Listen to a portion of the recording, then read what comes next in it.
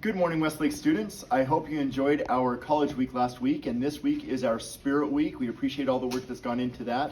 As you know, each week I like to share a chapter from the book, Make Your Bed. I hope you've been enjoying that. This week is one of my favorite chapters. It talks about daring greatly.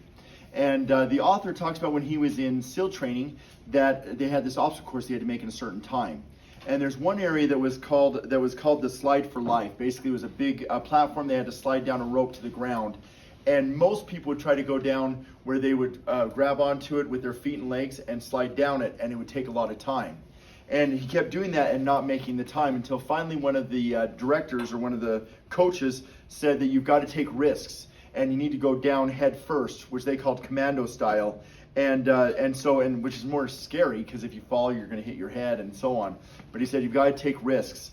And so he pushed his fears aside, mounted the top of the rope, and threw his body down head first down the slide of life, and he was able to make the time limit that he had to. He went on to talk about how he learned how he had to take risks in certain missions as a Navy SEAL, and gave one example. But he said basically that learning to take risks, calculated risks, and pushing his limits is a way that he learned to be successful. And in the last paragraph he says, life is a struggle and the potential for failure is ever present. But those who live in fear of failure or hardship or embarrassment will never achieve their potential. Without pushing your limits, without occasionally sliding down the rope head first, without daring greatly, you will never know what is truly possible in your life.